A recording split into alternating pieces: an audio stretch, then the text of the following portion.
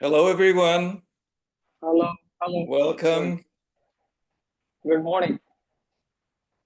Welcome to our workshop, which is hosted by the Krishnamurti Educational Center of Canada. And the focus is one of Krishnamurti's best introductions, one of the best introductions to Krishnamurti's teachings that we have come across, Freedom from the Known, which is in book form. But this time we would like to complement the book with the workshop, so that we also have it available later on in video form. And we are very pleased to again have with us somebody who's been collaborating with us over the last over many years, actually. And this is actually our fourth workshop with Javier, who is joining us from Belgium, I believe. The Netherlands. And, where? The Netherlands. Is that correct? Holland. Yeah. Right. Sorry, Holland.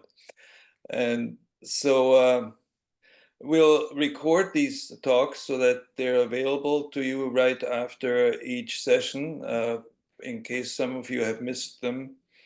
And we'll also have them as an archive in our center. But we also would like to make the first part of each session available on YouTube in the near future on our Krishnamurti YouTube channel. Just the first part, which is the talk or presentation that Javier will give, and then that will be followed by the opportunity for comments or questions, and we look forward to that. So I think the format is pretty clear. If you have any questions in the comment part or so on, you can, or comments, then you can raise your virtual hand, or you can also speak directly if there's an opportunity. So let's get started. Welcome, Javier, and go ahead. Thanks a lot. Thanks for the invitation once more. And thanks to all of you for joining us in this exploration. As Ralph said, we're going to take these over the next 4 days. Sorry, something in my throat. We're going to be looking through Freedom from the Known, which you all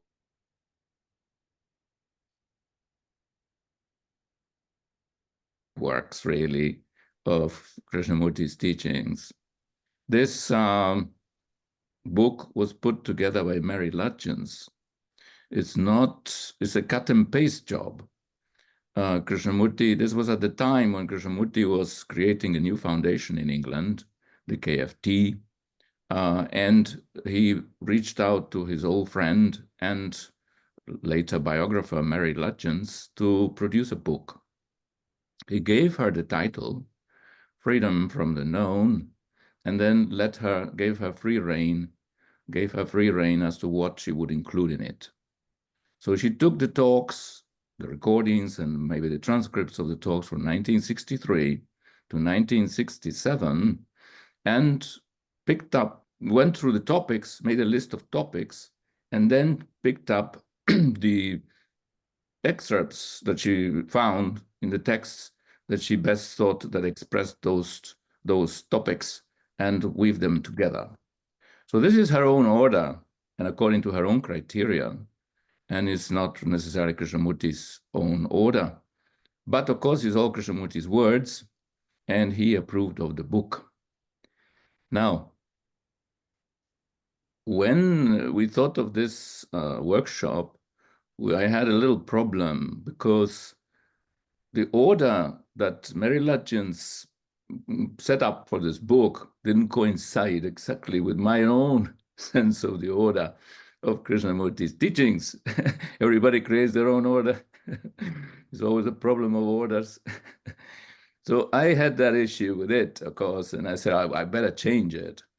So I thought initially I will rearrange the chapters so that they fit in my order, but that would have been a bit tricky.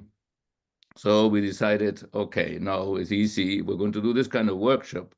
Everybody can read the book. So it's better that everybody reads it from the beginning and in the order in which the book stands. So that's why we're doing it this way, even though at times it goes against my grain, because I feel there is another order which is clearer perhaps. But anyway, we will get Krishnamurti's essential message all the same, no matter what order we put it in.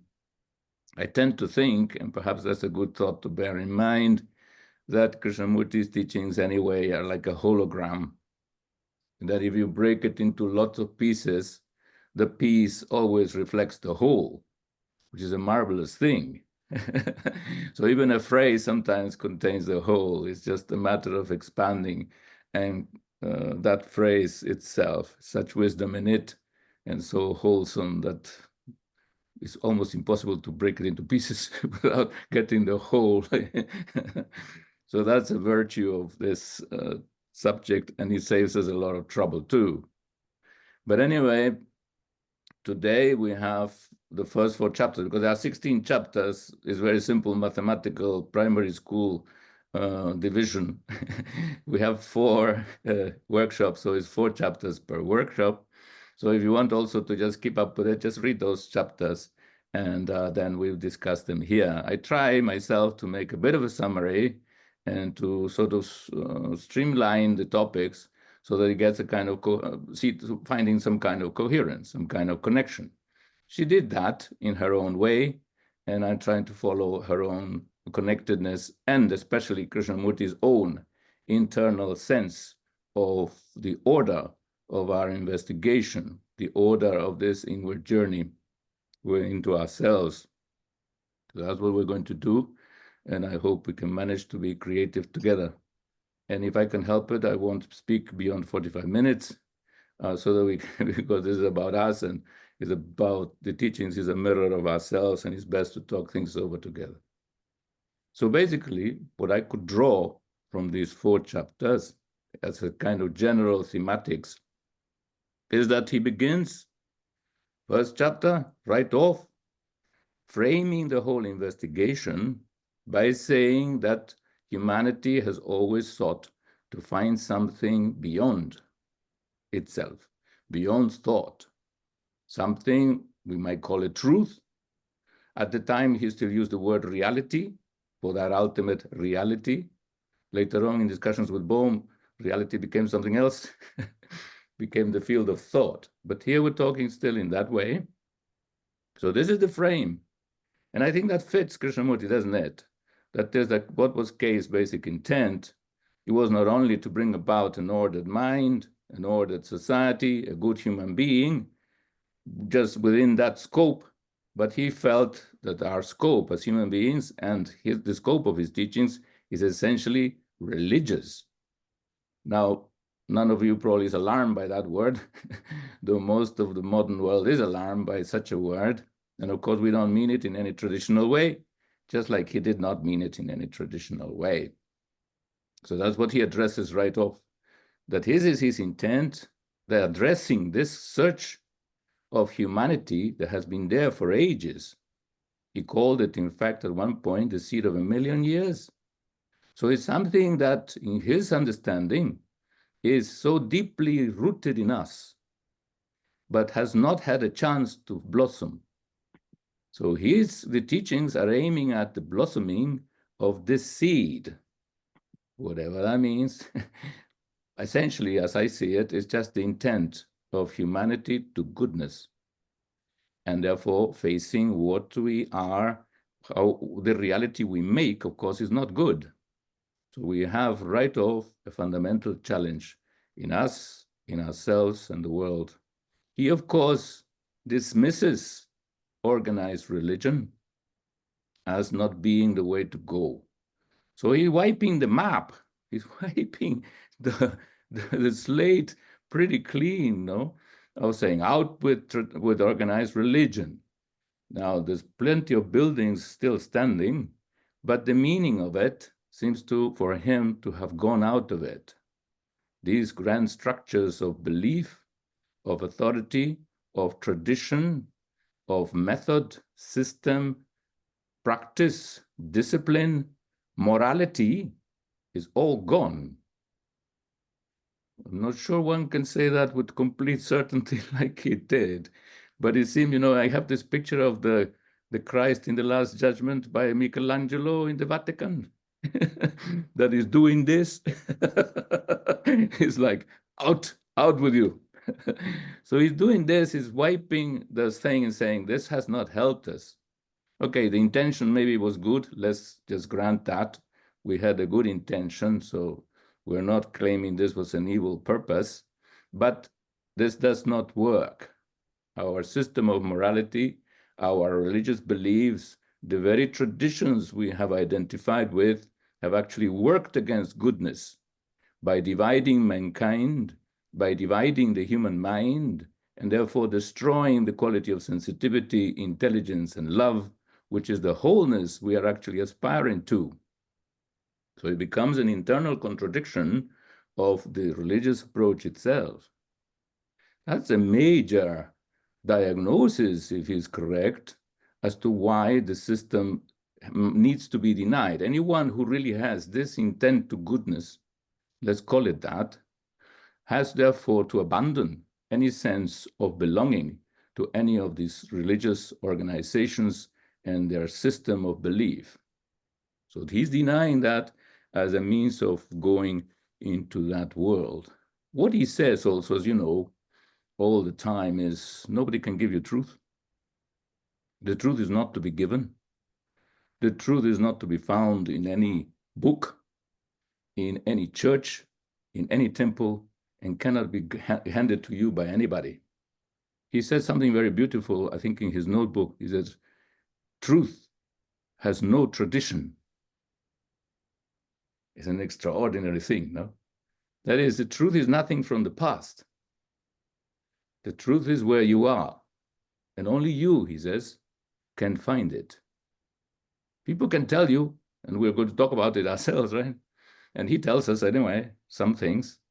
But essentially, truth is a living thing, and therefore not a matter of belief, not a matter of tradition, not a matter of knowledge. Truth, therefore, is in the actuality of living. And that's the primary challenge, that life is truth, or truth is in life. So that is, he used to say these things when he was young as well. And he sort of sounded a bit hollow, like, what he's saying? We all know this. But no, not quite. We don't know it. Because it is the immediacy of perception, of relationship, of action that is truth. If there is order in that, then truth is operating. Truth seems not to operate, well, in the sense he means it, as wholeness. See, truth for him is wholeness. Truth is goodness. Truth, therefore, involves the understanding of the factors of division and their dissolution. And so he brings it down. He makes this movement from the search of mankind, the institutionalized dynamics of creating a church and all that, and having these grand edifices. We've done enormous energy. We put enormous energy there. As you can see, historically, it's been tremendous. I mean, you only have to step into the Vatican to realize what an enormous amount of energy, creativity, and resources, what passion for mankind, for the other, for the sacred, was put into this building. So there's no underestimating that quality of energy. And yet, for Krishnamurti, the sacred does not lie in that direction. Beautiful as those things may be, it is in an inward direction, And it's a very private thing almost. I'm using the word cautiously. It's an intimate thing. He's sort of bets more on the mystical way of the inner encounter with the sacred than on the outer show of or institutionalized belief. So this is important. Now, if that is so, and one encounters oneself, therefore the encounter with oneself becomes central. We have to look to ourselves. We have to begin to learn about ourselves. So he put self-knowledge, as you know, as the foundation of this movement to the truth. If I am full of illusion, if I am deceiving myself, how will I see anything that is true? So the key to truth lies in self-understanding, self-knowledge. He puts it there. But he says, who are you? What are you? Now he says, you are an individual. But then he says, actually, the individual, again, this works like the hologram, that each of us actually is a fragment, apparently, representing the whole of mankind. So when we're looking at ourselves and trying to understand ourselves, we're looking actually not only at the particularity of circumstance, background, and so on, physiognomy, race, you name it. We all have all these peculiarities that have, accrued to us, stuck to us like barnacles to the hull of a ship. So there we go, sailing in this way, but we're looking at the very nature of humanity. That's how he takes it, as you know. The teachings say, well, we're looking at human consciousness, human experience as a universal phenomenon. That you and I, basically, as human beings, internally, however personal the experience may seem to be, is still within the domain of human experience, of universal experience. It says we have a book. I like that metaphor a lot. You and I are in the same book. Each of us, though we're reading only, seems to be reading, I'm reading only my history. But actually that history is just a chapter in the universal history, or even an expression, a reading perhaps even, of the universal history of mankind that is already written in human consciousness. Now that is an extraordinary metaphor to be pondered over. I had this feeling even as a child that what I was going to go through in my life as a human being was the same as all my ancestors had gone through. And that shocked me, because then the question is, what does it mean to live if generation after generation we are just bound to repeat the same old pattern of experience, which actually is bound to conflict, pain, and sorrow? Right? See what I mean? There is a major question as to what it means to live and what does it mean to be whole. So the past comes right through. Whoop. It's a great stream, the past. Consciousness is in that stream. And Krishnamurti, therefore, that's why he draws so much attention to this whole question of time. Why would he talk about time? It's 2 o'clock. Well, who cares? Right? But no, it is in at this level of the psychological stream of the inherited experience of humanity that is already structurally embedded in our consciousness and makes us all what we are. With all our differences, that sameness remains and carries on generation after generation. Now, I find that a tremendous indication, right? Because if we understand that we are each other, that we are humanity, that would make already a tremendous difference. Look what is going on. We're killing each other because we're not the same, right? And we can therefore alienate each other within the experience of humanity. That's the common experience. We're all alienated from each other as groups and individuals, and therefore conflict arises. That's a major source of conflict. If we see the sameness, then already we have a point of relationship. So that's one major thing to consider. Now, self-understanding seeing oneself as one is, without illusion, because that's the way of truth, becomes central, right? How do we see? How do we perceive is the key to Krishnamurti's teachings. I think probably he shouldn't have said anything else. Just say, what does it mean to see? What does it mean to listen? What does it mean, therefore, to perceive things as they are? His diagnosis essentially comes to be human beings, we are all messed up, corrupt, as he would put it, which is another word for fragmented, right? Corrompere, to break up. So we're broken up because we escape from what is. Now, is it that simple? That would sound very simple. That would make things simple. Stay with what is. Stay with what is. He keeps repeating this like a mantra, no?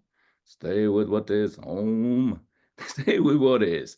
Now, is that so difficult? Why is it so difficult? Or is it difficult? What is deceiving us? What is moving us away from what is? He says, anything, if you want to understand your child, you can't come to it, to him or her, with an idea, with an what do you call it? An image of what you want them to be or not to be. You have to face them, right? As they are. That's the understanding. Understanding means to stand under the fact. Let the fact speak. Let your mind, therefore, be so objective that it will not deviate from it.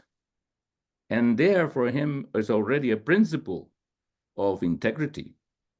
When we understand, we perceive correctly, objectively, we understand, and then we act. That the perception, direct perception for him, intelligence, he defined intelligence once mysteriously to me at the time as perception and action without a time interval.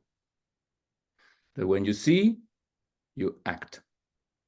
And that action and seeing in an immediate, timeless way is the foundation of our relationship, integral relationship and freedom.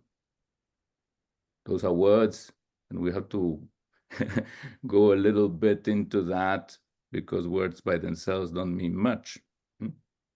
But this is key. How we look, can we stay with what we are? Just to understand something, you must live with it. So to understand yourself, you must live with yourself. Now, wait a minute. Don't we live with ourselves anyway? But that's not what he means, right? We all live with ourselves, but we don't. We're escaping, it seems, from what we are. How can we do that? That's another mysterious thing. How can a human being, we are all stuck in our consciousness, in our body, in our hearts, in our society, right? But we are escaping. How do you escape? Through fear.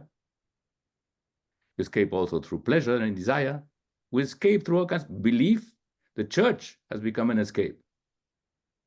That which is supposed to take us to truth has become away from truth, a means of escaping from truth.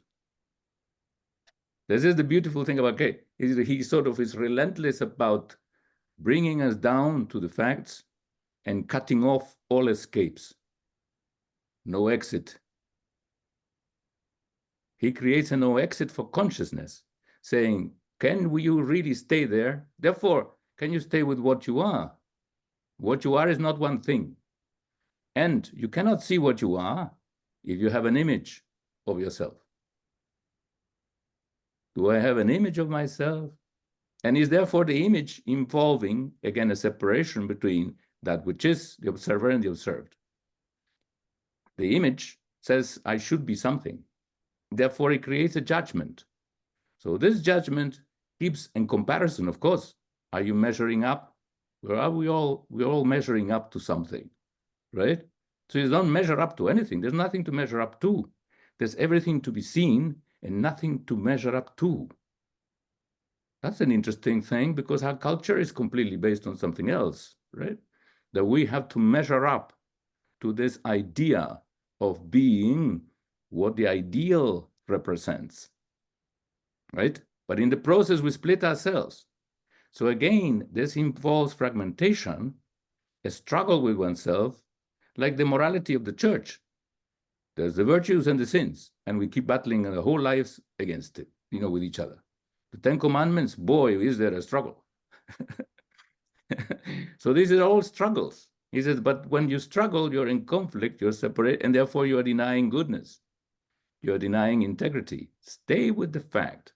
We don't know how it works, if the fact will really lead us to right action, because that's what we're talking about. To be so perceptive that action is correct and leaves no ashes of regret. Right?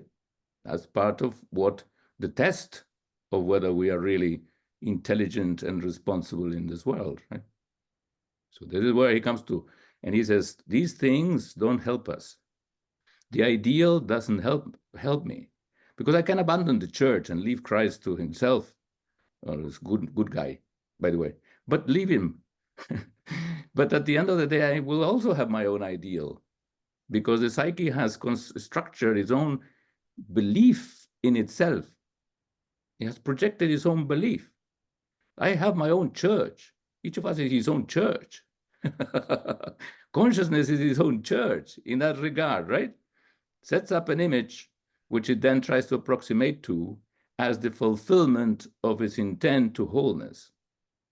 Okay, it says there's no wholeness via the image-making process.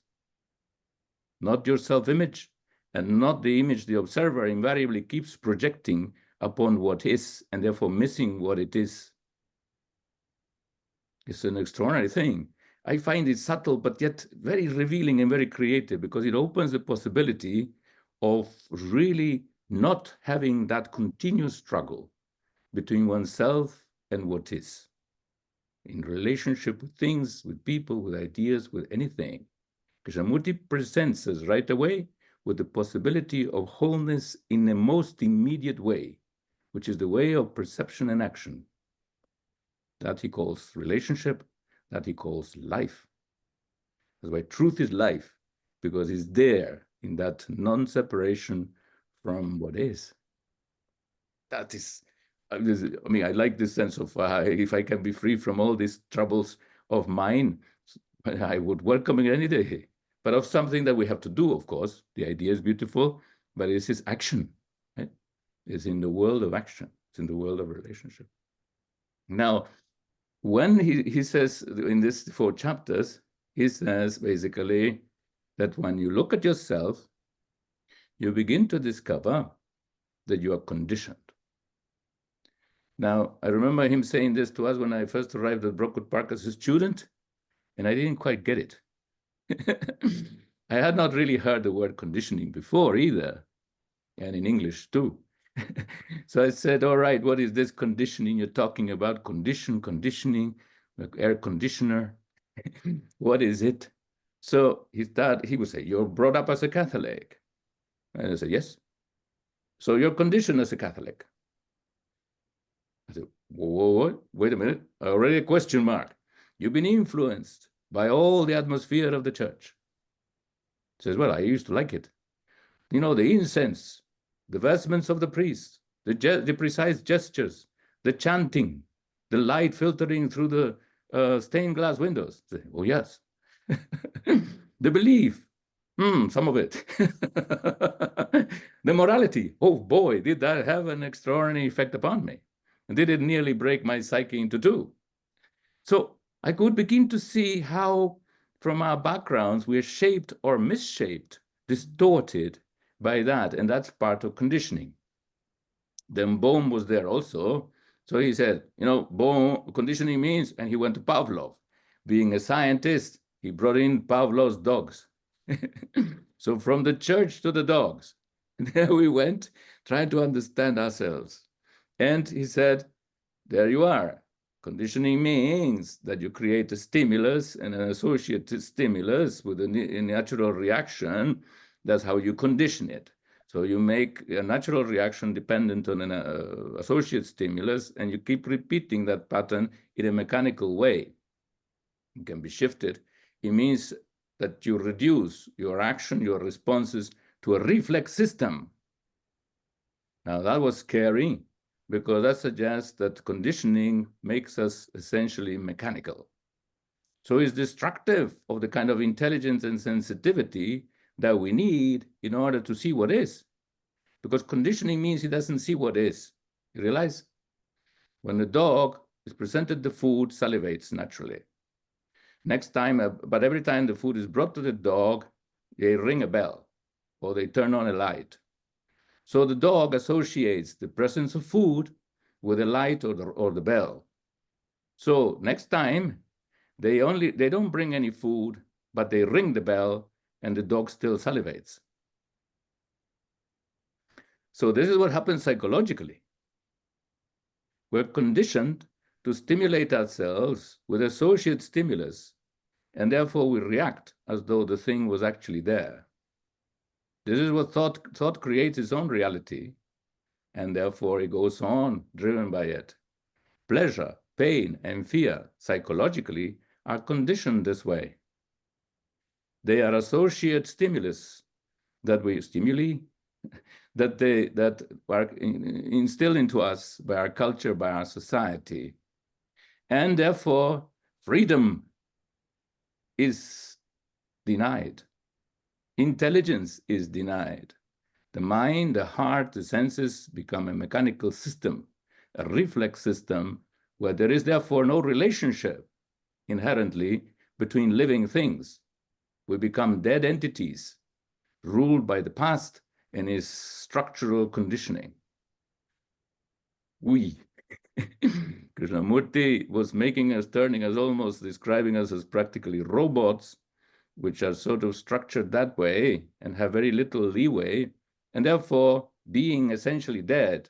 They are neither intelligent, nor sensitive, nor capable of love. The dead cannot do any of those things. Well, I don't know what they can, but essentially, if we're dead, mechanical entities, the living qualities, the essential living qualities of wholeness will not manifest, because conditioning itself is fragmentation, is the isolation of your own being in a past that has become self-referential, right? You could almost define the self as that the self is this movement of self-referential thinking that only sees itself and reacts to what it recognizes, what is within the field of the known. You can see how the title of the book begins to come in here. Freedom from the known is freedom from the structure of conditioning of the past that has become a self-referential movement of the self. That is practically the heart of consciousness as we know it. So Krishnamurti is trying to dismantle consciousness? The old boy is entering into dangerous territory. Now, when we talk about conditioning, and this is one way of describing conditioning in basic terms, he comes upon the notion of pleasure. He starts looking at what are the factors of conditioning. And of course, conditioning mostly, as the behaviorists, you see, the school of behaviorism and psychology basically functions through reward and punishment. That's how you condition a dog to do certain things. If they do what you want, you reward them with something they like.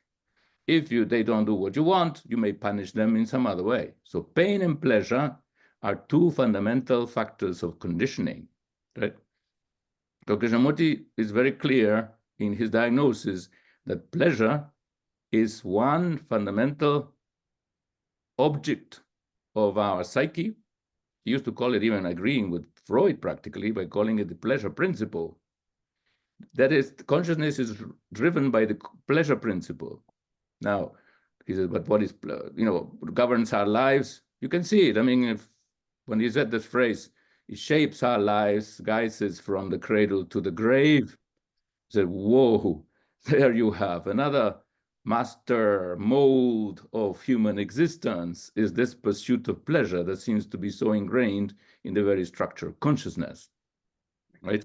And it is a factor of conditioning as well, right? We go for what is pleasant and we try to avoid what is painful.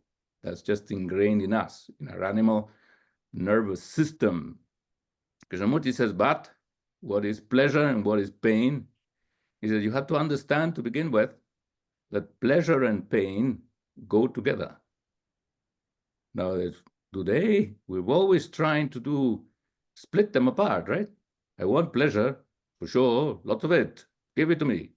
And on the other hand, I want to avoid pain. Please, let's not have it, right? But apparently, is it true though? He says, no, you will not avoid, if you pursue pleasure, you will not avoid pain.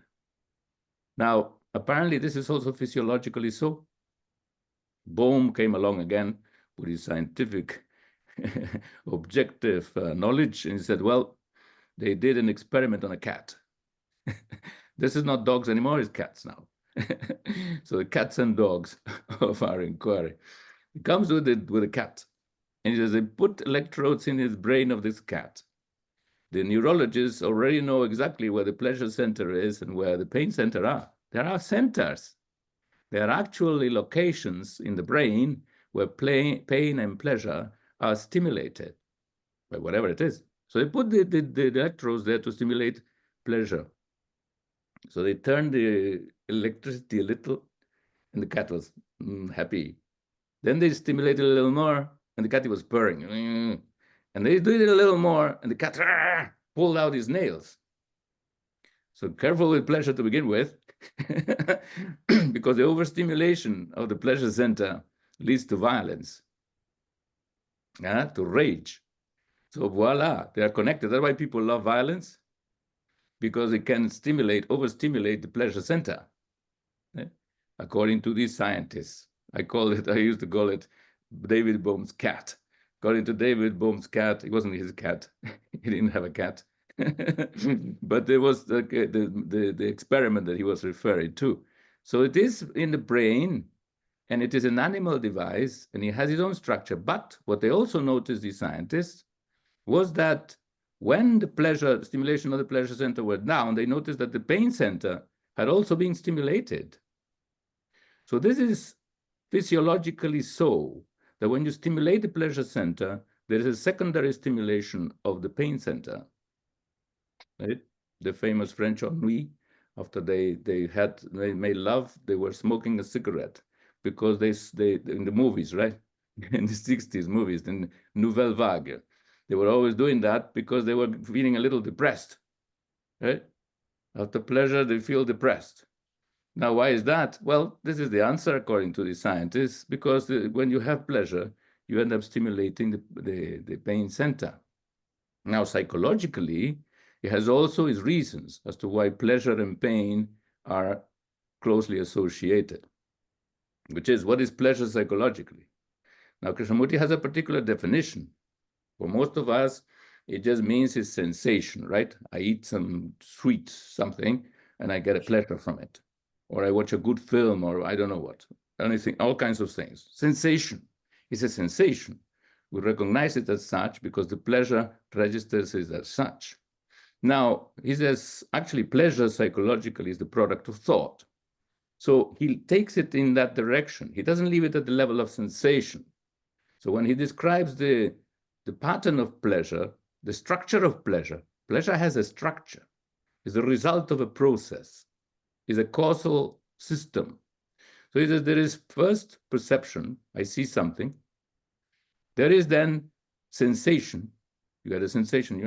It is all sensation. You look at the tree and it's sensation. You look at the car, look at whatever, it's sensation. Then there is contact, perhaps. He used to like cars. So whenever he saw a good car, he got a sensation. And then he usually, even if he could, went and touched it. Or he talked about blue shirts, which he also liked. So he had his own desires for blue shirts and cars.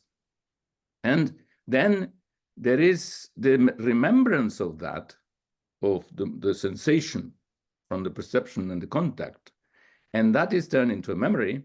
Then thought picks that up and reproduces that pleasure, that sensation in the imagination. And then, of course, the desire, part of desire, is to wish to repeat it.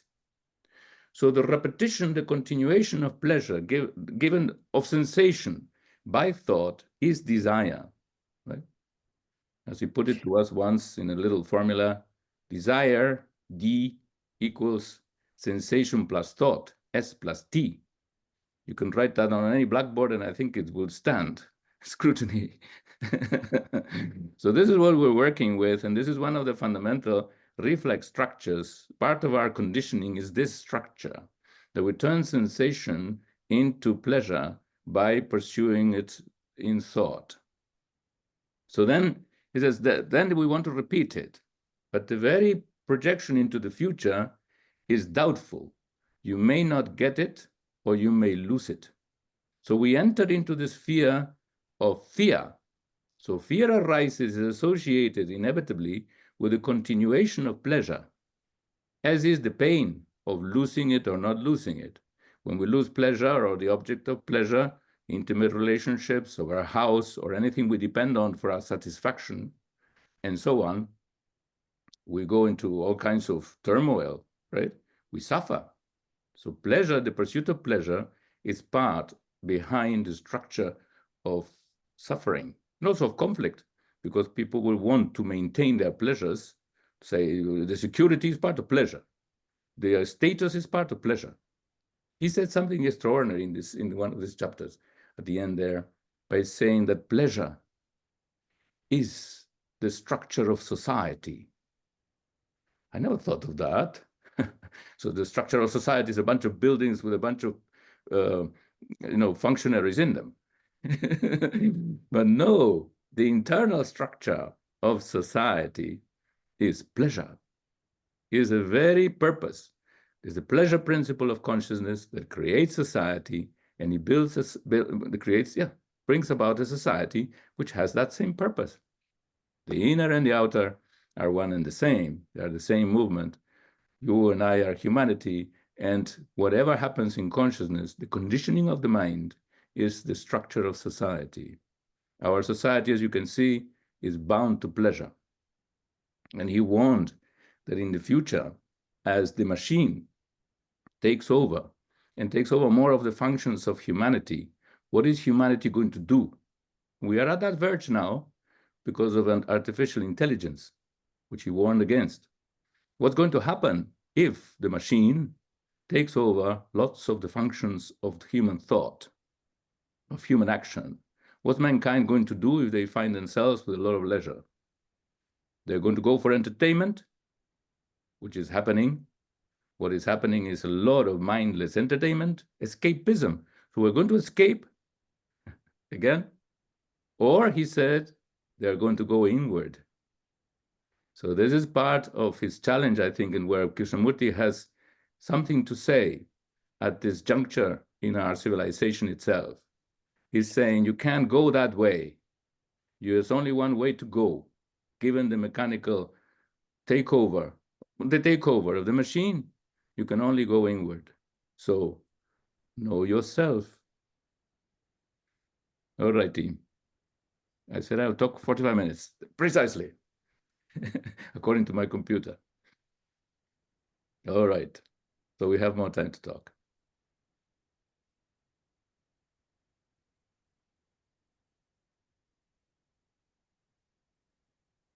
That was a kind of summary of the main topics, of course. Each of them is a world in itself. But that was a sort of outline of condensation of what I felt were the main points that he brought out in these first 4 chapters.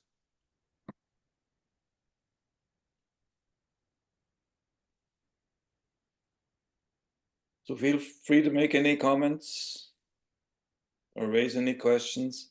We can have a dialogue.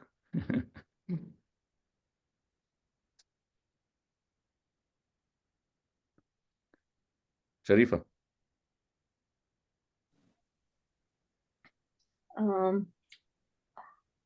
Hello, Javier. Hey. Good to see you.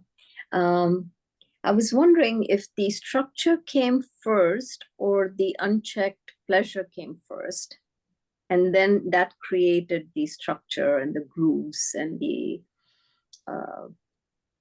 pattern. What came first? What's your feeling about that? What do you mean the structure and pleasure? The structure of pleasure? The structure Yeah, of... yeah, structure of pleasure, because were we born with the structure, or we had the pleasure that was unchecked and created the structure? I'm not talking about this life. I'm talking about the, millennia ago, or centuries ago. Like, Mm-hmm. what was the beginning? Did we have this impulse for pleasure always, or it's become this way because we have exercised it unchecked? Huh. You see, in the beginning, there was no pleasure. I guess, yeah. The Bible doesn't say that, right? But Yeah, maybe because should have started there. In the beginning, there was no pleasure. yeah, because when you read Republic by Plato, the civil society, when they were setting it up, there was not even condiments. So then you start introducing things, Yeah. and then you become in the becoming, then right now where we are, it's like unbound, unchecked. Yes, well, Plato was already trying to undo that whole hedonistic dynamic that he saw in his own generation, in his own country. Imagine they had a less complicated, less varied diet than we have now, right? Yeah. So he was concerned that we were being driven away, that our appetites were running away with us, right? And but you can see that is a very primal thing, pleasure. It's in the animal. And as far as I can tell, in the animal, in the natural state, pleasure is part of their instinctive intelligence.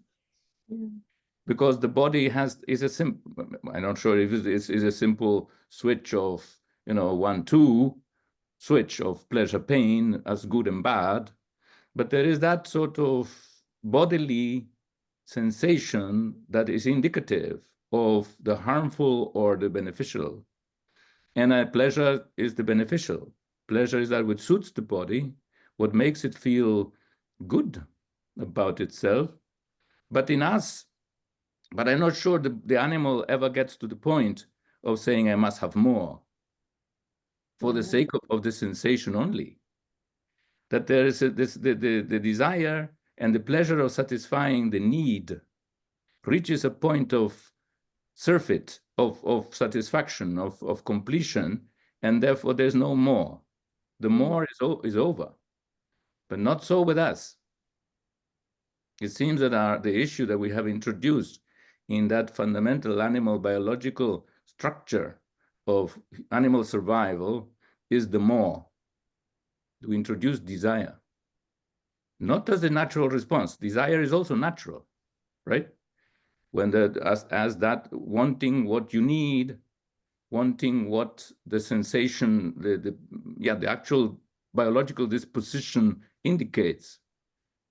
Animals have sex at a certain time of the year, with the season, that is inbuilt in their natural cycle, and at that time they know what they have to do, and that's the desire. The desire arises as a natural response to that cycle, that structuring of biological survival. We human beings, what is our cycle? We're not, so we've gone somewhere else. The arising of the upper brain, the emergence of the neocortex seems to have introduced a new factor into the relation of sensation, desire, and thought. So somewhere in there, the more is added by thought. It's not satisfied to leave it there at the level of sensation and need, but says, aha, there is pleasure to be had here. So now it seeks pleasure per se. It's no longer a biological, natural function of satisfying a need. It's now become its own need. And look at it, our civilization is continuously creating these false needs so that we keep going, which is actually the extension of the pleasure principle of desire. It's the shape of society. Look where you find it. So now that in turn creates the level of structure, the conditioning, and even the way we speak, the speech also, the fake news, the new words that are being coined, it's all becoming part of the structure now, human structure, whether we are participating in it or not, but the echo, the narrative, whatever, what the language we hear on the media, the so-called politicians, the way they speak, the language, the crass, like so uneducated way they speak. It's like, I'm afraid that that's all going to go in the whole society level. It's not going to remain with them. Everyone's going to pick that up. And that will again become the part of a structure before we know it. So humanity is being impacted by the way things are coming on the media also, so it's so dangerous. We are conditioning ourselves. See, the stream of consciousness just conditions itself. Especially the younger people, when they hear that kind of language, they think it's okay. When you so-called, people who are going to run the country speak in such a, the Christians do this. I don't even have a word for that, but yeah. They say, take this ego away from me. There's a Krishnamurti's interpretation of the sign of the cross. Take this I away from me. Cross the I out. So you see, this is what we're not doing collectively. We're not taking the I out of the picture. It's me first. That's part of the structure of human consciousness also. And then in one generation, it takes one form, and in another, it takes another. At certain points, it seems more sophisticated. At other times, it's just the vulgarity is just overwhelming, like it's happening now. I mean, we're no longer distinguishing between truth and falsehood. Basic things, even at the factual level. We're not talking about the truth of something beyond and mystical and transcendental. We're talking about everyday facts. We come to the point at which we can fudge it all. We can just fake it all the way, call truth fake, and then call fake truth. And there we go. Foul is fair and fair is foul. The witches of Macbeth. We are in that peculiar stage. It's a mysterious thing to me as to how we come to this point. I do not understand it. How you can have such a disorganized collective mind. How we come to the point of total obliteration of truth. Has an impact, though. It has a big impact. Wait, but this is the question I have. Yeah. Are we collective entities?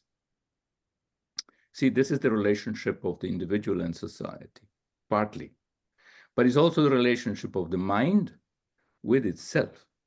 Like, wait, I'm trying to think it through. I don't know where I'm going.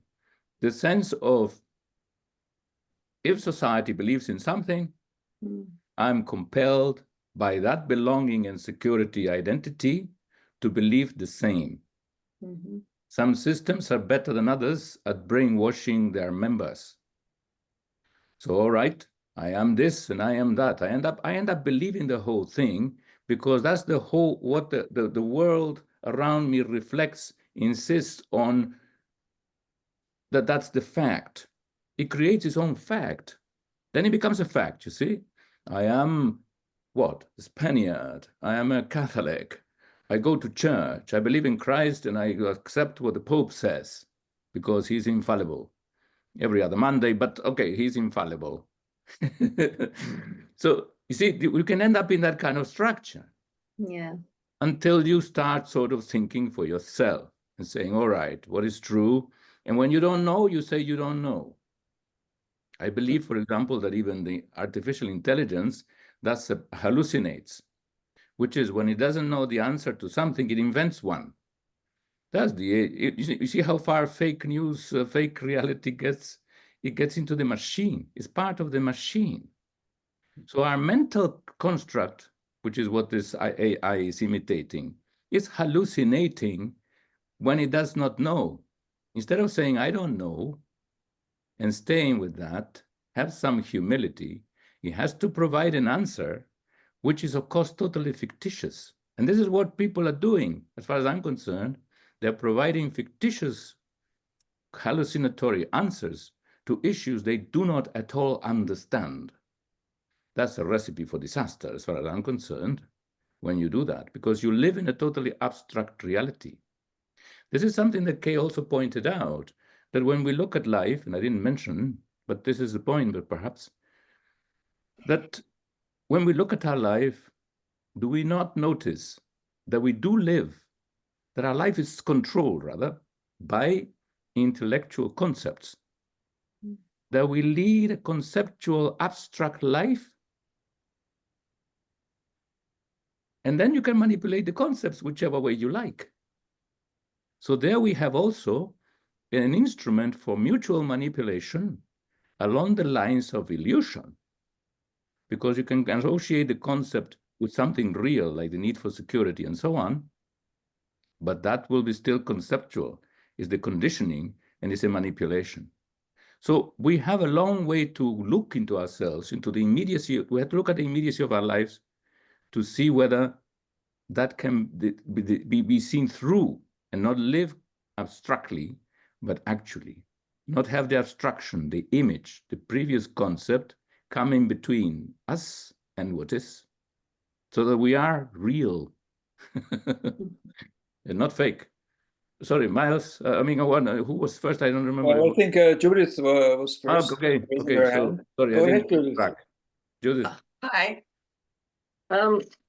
I was thinking about conditioning and recalling a few months ago that I heard Krishnamurti ask the question, can we be free of conditioning?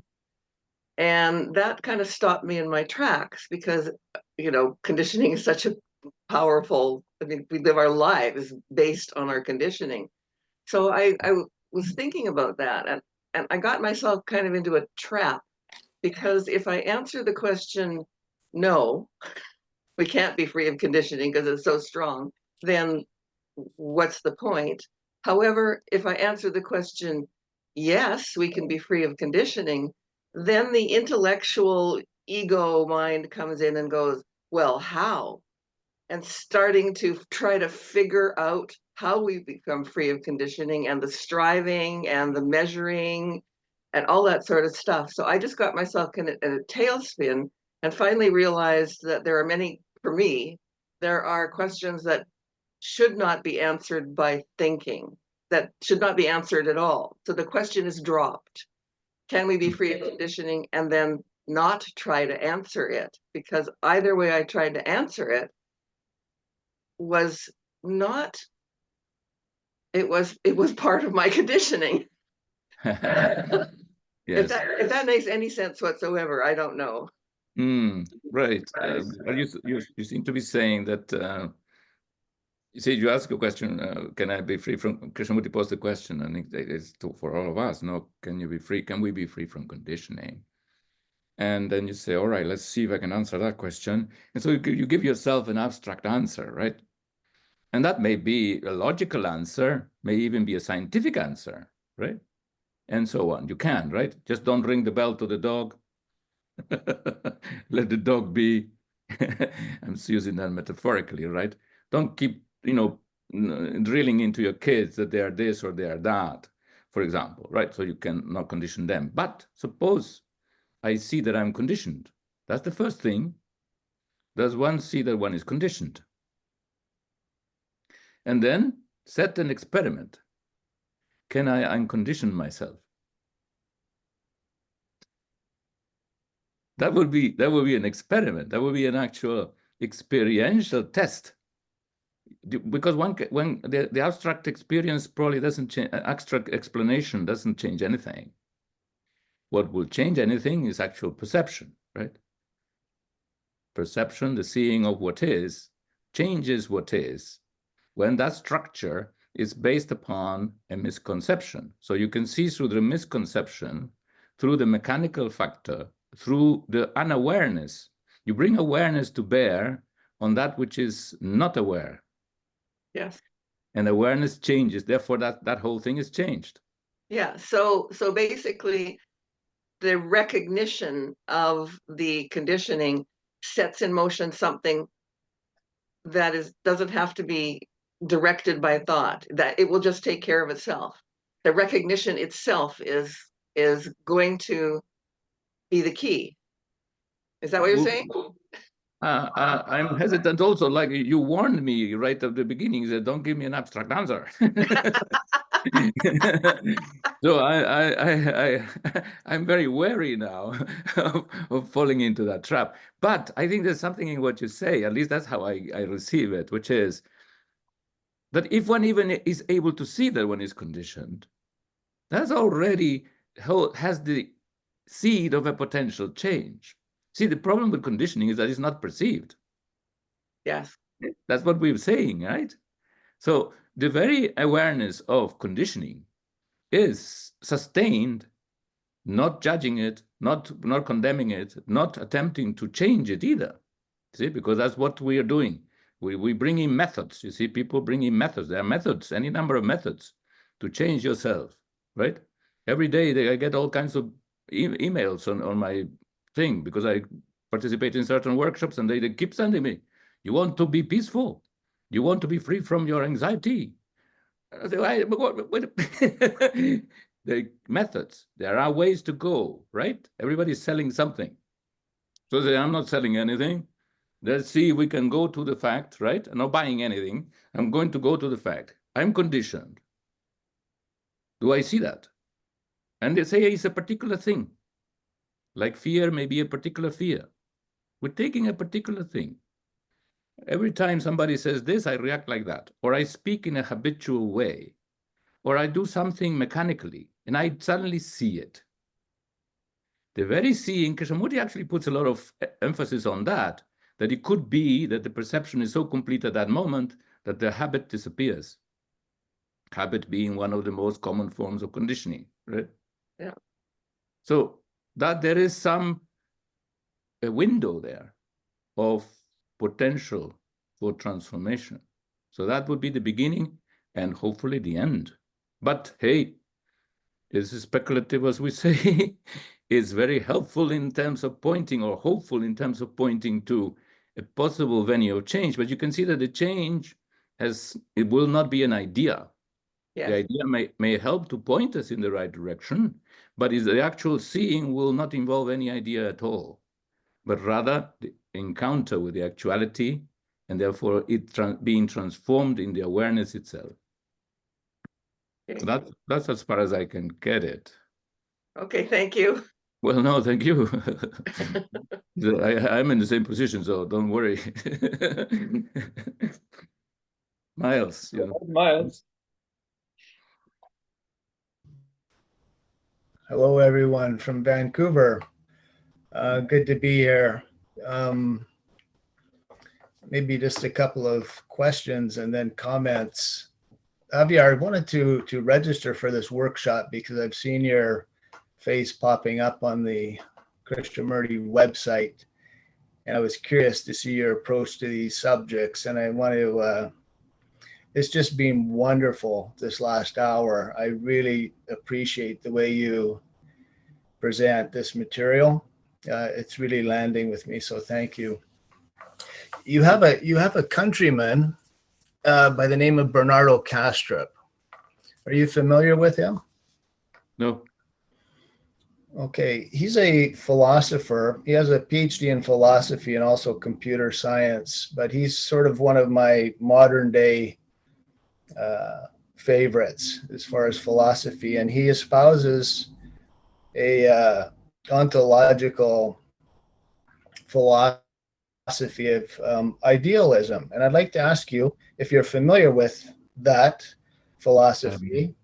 I'm afraid I'm not. Okay, because I won't ask the next question. That I was wondering whether you thought Krishnamurti was an idealist. This goes back to Schopenhauer and so on. So basically, they feel that consciousness is fundamental. That, yes, but you can see immediately that the answer to that is that for Krishnamurti, consciousness is fundamental. Yes. But that doesn't, interestingly enough, he would not subscribe to being an idealist. See that, because this is a division in Western philosophy, right? That has been there for a while now. And it was mostly with people who focus on consciousness, like Hegel did. They're called idealists. And then comes Marx and says, no, has to do with the actual material circumstances of production and class struggles. So he's a materialist. So the materialists and the idealists have been sort of in dialogue with each other. Krishnamurti, I think, might come across as an idealist to this school, to this philosophical stream, because of his emphasis on consciousness. You can see that he takes it all the time there. When he says the structure of society is pleasure, it's consciousness he's talking about, because that's the definition of pleasure. So consciousness for Krishnamurti is behind the whole human phenomena, is at the center of it. I don't think he would agree with Marx, but more along Hegelian lines. It's consciousness that generates reality, not reality that generates consciousness.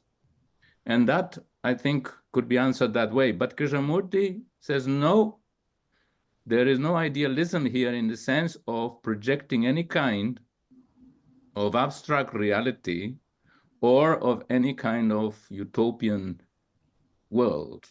He says this is as real as you can get. Reality is the field of consciousness. See, so he fuses the two. He won't go to format. He in fact says thought is matter. So for him, he's trying to, I think this is one answer maybe to your question, if that was your question. I didn't even listen to the whole question. So if that was your question, I think his suggestion is a fusion, that consciousness, as based on thought, fuses the traditional division between idealism and materialism, because thought is matter, but it is consciousness that's running our world. Thank you for that. It's interesting. You know, the labeling of things, of course, can get us into trouble. So let's just pretend we're not talking about a label, materialism, physicalism versus anything. Mm-hmm. But this notion of mistaking the map for the territory, and where did that happen? I think the question was posed earlier. You know, what went on here? And you know, certainly we can point to the quantification of things. We've become very good at quantifying mass, spin, charge, you know, momentum, all of these things.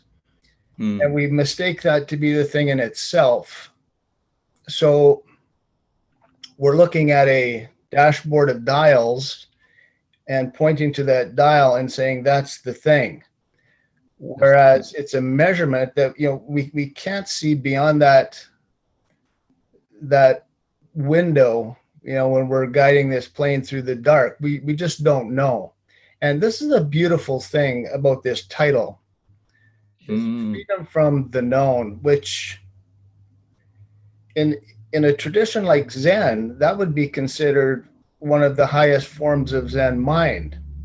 In fact, they built a koan around it that says, not knowing is most intimate. So it's just lovely, you know, to, we can start to approach this intellectually from the finite mind, of course.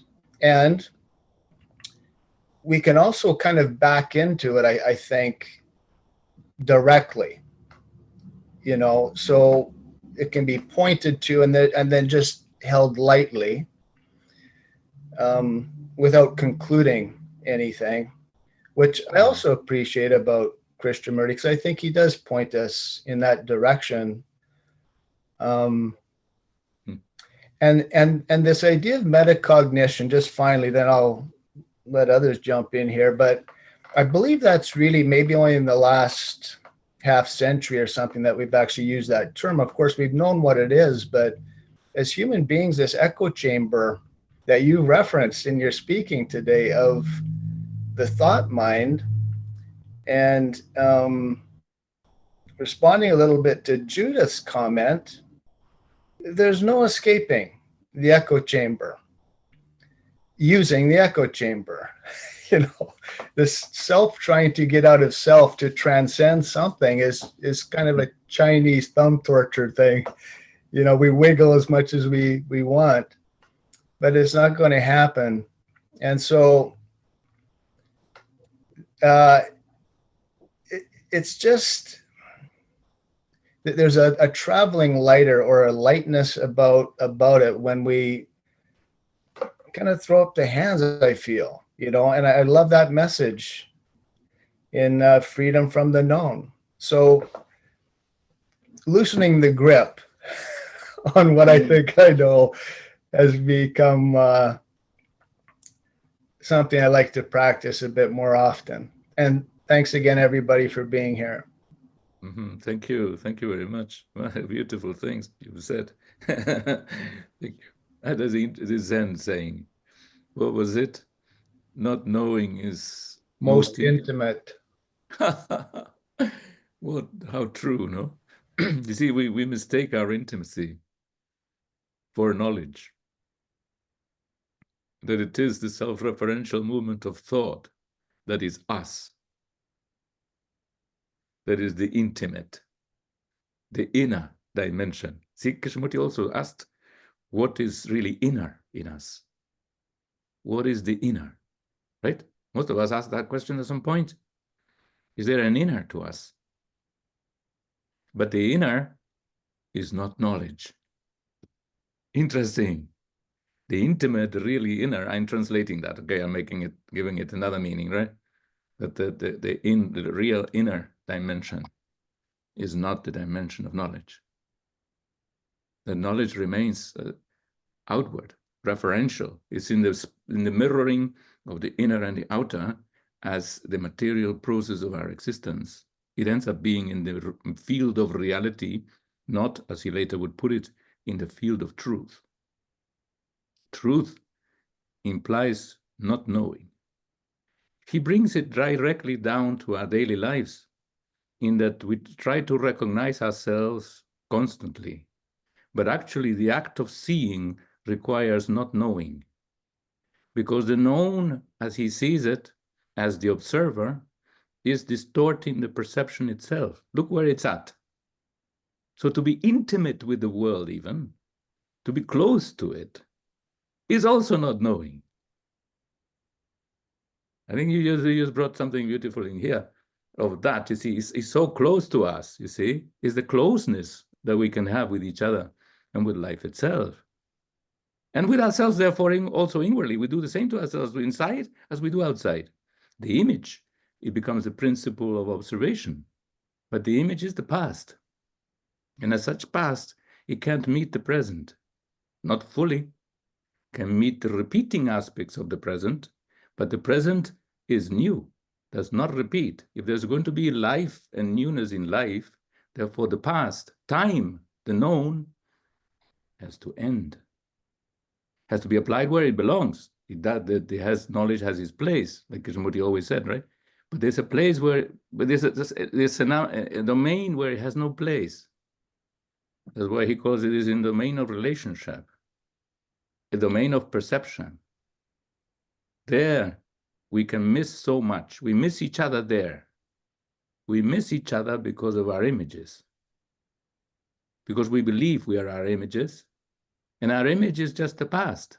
Therefore, we're not even alive to each other. What would it mean? Sometimes I wonder, what would it really mean for two people to meet and be totally alive? Normally, we call that love. Okay, puts love there somewhere, right? Of course, love is always also images, lots of images, and desire is desire, right? Normally speaking. But he puts it there. He puts love at that point of the absence of knowledge, the absence of self, where therefore there is no division whatsoever between one person and another, between anything or anything. So that quality of non-division, and there is wholeness there. And he says, love alone will change the world. Well, we have to discover it. We have to find out, like what Judith was saying about what would it mean to end conditioning. So this is it. You see, it's the same. To discover love, are we aware that we don't love?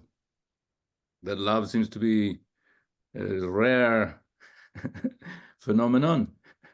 And what's going on in the world is just proving it day after day. We don't love. We're full of ourselves. See, the self is too full of itself to admit another. It only admits another when it fits into its patterns. That's why love becomes usage and convenience. But that's not what love means. And therefore, to love, maybe I have to cease to be. I have to become unknown myself. Can the self ever become unknown? Maybe not. But the unknown has to be in my heart. See how beautiful this whole thing becomes, because it sort of points to an area of uncertainty also, but of being, which cannot be encapsulated in any frame. That's freedom. And not freedom from something, like Kay used to say. Right? Freedom is not only freedom from something, that has its place, but there is just freedom. And the root of freedom is love. Voila. Beautiful words. Again, Judith, I keep coming back to that sense of careful with the ideas. They are just ideas, right? And the word is not the thing. But we're pointing to something which I think is genuine. The words can do that too. Just like they can distract us with fictions and fantasies and nonsense, they can also point to what is actual. So I'm hoping that that's what we're doing.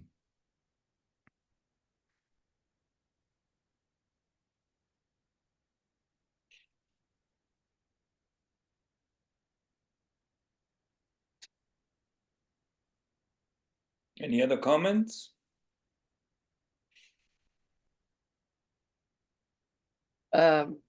Yes.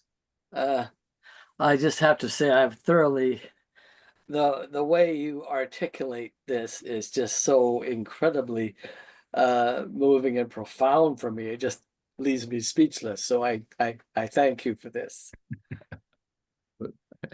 It leaves me speechless as well, even as I'm talking. Behind, I'm also being silenced by my own words, because it's pointing to just the need of a real, authentic perception. That's what we're bringing across, I think. So, no, I have to thank us all. I have to thank Krishnamurti. I have to thank this quality of inquiry that, yeah, brings us closer to the fact and to truth. Go ahead, Nora. Unmute yourself. Hello. Hi, everyone. Hey, Nora. I just feel like trying to ask this question, Javier. You know, he talks about this great interest in self-knowledge, self-understanding, and then to become aware of it in relationship, in the mirror of relationship, and also in what comes up, and watching what is coming up in the content of our consciousness, which is the human consciousness, which we have, received. It's not just our own particular yes from our life, but also from humanity. But so do you see this as quite a difficult journey in a way? Because what comes up is really quite powerful in terms of, could be powerful emotions and tendencies, desires, conflict, anger, all of this kind of thing that we have to see. And I wonder sometimes, like, can this unbalance people? Awareness doesn't seem to be enough. You can be aware of this, right? But that doesn't seem to be a perception on any kind of deep level. And that awareness, where that leads us, I don't, Yeah, we don't know. Quite right. Yeah. Yes, that's right. It's easy to say, if you're aware, you'll be free. Well, like almost like choiceless awareness is another method or something. It's not. It doesn't. I think, yeah, you can become aware without. Now, choiceless awareness is a very, very beautiful thing, but I think generally we don't even experiment with that very much. So I would recommend that very much. When I was a student, well, doesn't most awareness come? A lot of it comes choicelessly, like, yes, and then when you're aware of anything, fear or whatever, it's my reaction to that in a second. Quite right. Yes. Quite. In a way, you can say, good, fantastic. Look, you can say that, yeah, if you're aware of something, that comes choicelessly. To see a fact as it is no choice, right? It's only when we don't see anything as what it is that some kind of choice has already taken place, because it's already being filtered. by some previous existing criterion. So, but not, right. But you're talking about the depth of self-understanding. Yeah. This is another important thing, I think, for us to realize. And I had some hints of it at certain points in my life, which pointed to the fact that this is not as simple as it sounds, because consciousness does have layers. And it's not that I'm just aware of what is passing through here, through the sort of screen. You know, sometimes I feel my consciousness is just this forehead, which, like in a shop, the electrical words are passing, right? The message, I don't know what you call those, but there you are. They're just going, talking and spelling out those words as they go, and the feelings and the music that comes with it. But there is depth to it, and that depth needs to be discovered. And what is an awareness of that depth? What does it mean to be aware of the deeper layers of consciousness? Who's going to be aware? Because somehow this upper level seems to be aware of itself sufficiently to be able to say, aha, I'm afraid, I'm pursuing pleasure. And even that it does it in a hallucinatory way. Our pleasures, even consciously, and our fears are hallucinatory experiences. But deep down, we're conditioned. See, conditioning, talking about conditioning is deeper. It's in our unconscious or subconscious. Krishnamurti didn't like the division. Even in these talks here, in these first 4 chapters, he mentions that whole issue at one point of the conscious mind and the subconscious mind. He dismissed them as being not a necessary division. And at the same time, he accepted the terms. So there was an ambiguity. Okay, knew that there were deeper layers, but he felt that the substance was essentially the same. So that's how he brought them together. But it does take some special state of mind in order for the deeper layers to be exposed themselves. That's why he recommended meditation, sitting quietly at certain times. So people say, well, that's a method. Well, careful with the word method. Let's not throw the babies out with the bathwater. He suggested that we have to pay attention to the conscious mind in this choiceless way in order for it to quiet down. That the occupation of the upper layers prevents the exposure of the lower layers. And the exposure of the lower layers is very important because actually those control the upper layers without the upper layers being even aware of it. So look what we're talking about.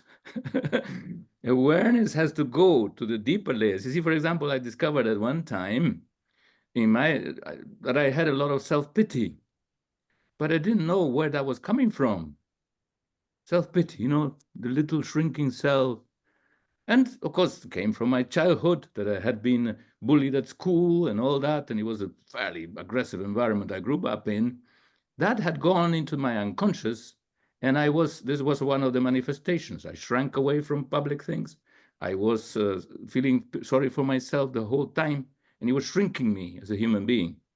Now, I didn't know what was happening. I didn't know where that was coming from, and I wasn't even really aware of it. You see, being aware of conditioning, what it means. See, what we're talking about, you're raising that question, and I think it's a very important one, to just realize the scope of the question of freedom from conditioning and awareness. Now, at a certain point, I was leading a very quiet life. This just happened to be a success story. I don't mean to say it like that, but that the possibility is there. I don't mean it as a success story. There's no success here. It's out of the question. But the sense of something happened that was creative, let's put it that way. And it was that I led a quiet life, and therefore I was very aware of my mind, and my conscious mind started to quieted down so much that in my sleep, the unconscious was no longer dreaming, was showing itself. That's meditation for you, in the sense of the mind exposing itself objectively to itself, its subconscious content. It's possible, but look what it takes. It takes to be so quiet and attentive that then in sleep, the conscious mind is no longer occupied with its own unfinished business, but therefore the unconscious comes up. And then I saw it. I saw this boy, and it was many years later, who had been bullied in school and was still feeling sorry for himself after all those years. And that insight liberated me from my self-pity, at least to a great extent. I don't carry that burden with me. But look what it means, right? We have to, there has to be a sense of also of intent. Krishnamurti sort of says, you mustn't want to do anything. Oh, yes, you must. You must want to find out. You have to have the passion to find out. You have to have the urgency to find out. And life puts it right before you, because your self-pity is actually messing up your life. That's pain, that's suffering, that's your conditioning, that's your lack of freedom, and that's your sorrow. Your own sorrow will demand that you do find out. So there's the intent to find out. You don't know.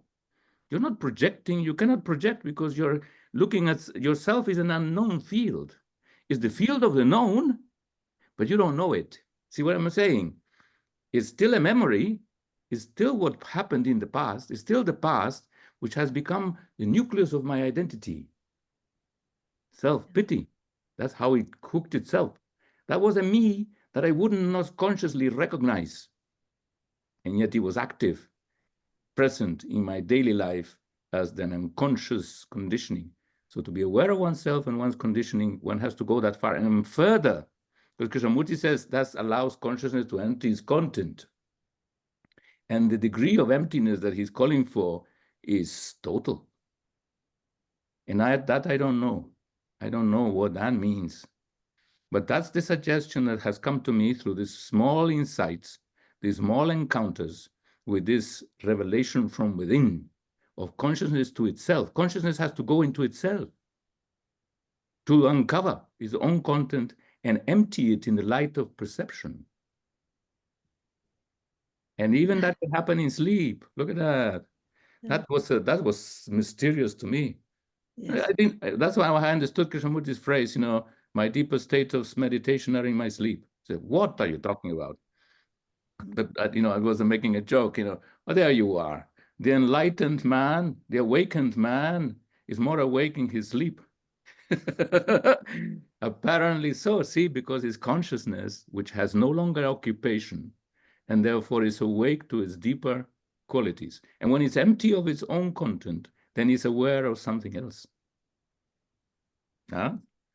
There's something very beautiful about this, but it's not easy, like you say. No, I don't think it's easy. Let's not be contented with words. You see, Judith also said that already. Let's not be just happy with words, which are good, and they have their own meaning, and they are revealing, and they're sensible, intelligent, and so on, coherent, and point in the right direction, hopefully. But we have to be aware of the difficulty, of the actual extent of this whole inquiry. Sharifa. Thank you. Whenever I hear lately that it is difficult or it's hard, what comes to me is the resistance we have. That is the difficult. It's actually not, the task is not difficult, but the resistance we have. I'm beginning to see that more and more. That kind of resistance is something that has to be looked at. Like, what is resisting it? Like, what is it? Basically, there is fear, but that too needs to be seen and discovered and brought it, to bring it into light, put a spotlight on it. So when it's easy, I feel you have no resistance. That's why you learn certain things easy. And when you say it's hard, it's, I'm putting up something, It may be an expression of resistance. Yeah. Yeah, So, we have to be careful. See, we play all kinds of tricks on ourselves. Right? Yeah. But this is therefore a matter of facing that. See, if I'm resisting something, Yeah. that's always a warning. You have to check it out. See, what are you resisting? What's the resistance? Why is there resistance? Is it an escape? Is it an avoidance of what is? Are we resisting what is? We spend our lives. Krishnamurti said, we're afraid of life. We're afraid of death. Our life is fear. Now that's dark, right? And resistance is that, right? We resist life, resist death, we resist. We are the resistance. Welcome to the resistance. Like they say in Star Wars. Welcome to Even the. though we Huh? see the urgency, we see that it's, you know, dangerous, and yet the resistance is not allowing that leap, you know, that to see it holistically, because when you see parts of it, it's very fragmented way of looking at the parts. We right away want to look at a particular fear or a particular thing, but we don't see the whole structure. We see the fragments, we chop it up into fragments, and it doesn't give us the insight into the wholeness of the matter. Yes. Could I just jump in quickly and say something about time? It's when we talk about resistance, of course, there would be the notion that that resistance is happening to somebody, and we look for that. We also see that that's an illusion. But time is such an interesting thing. Maybe we'll talk about it later in the workshop. But you know, thought cannot exist without the structure of time. And so this resistance, or when we talk about processes and all this, it really is just a so illusory and so ungraspable in a sense when we start looking for it, that it's like a foundation that's not even there. And it's very interesting to explore. And I look forward to, if you're going to touch on that, Javier, a little bit later. Oh no, I think the book cannot help it. Krishnamurti, I haven't looked at all the content of all the chapters yet, but the Krishnamurti was very clear, right, that the nucleus of this is time. That's why later on, you know, we're talking with Bohm, he talks about the ending of time. So the ending of time is actually freedom from the known. They're different words for the same thing. It's time and knowledge that constitutes for Krishnamurti the prison of mankind and the very ground of sorrow. And he was freedom from it. That is wholeness. That's the principle, as far as I can understand. So we will talk about it. So we better bring our session to an end at this point, unless there's something really urgently on somebody's mind.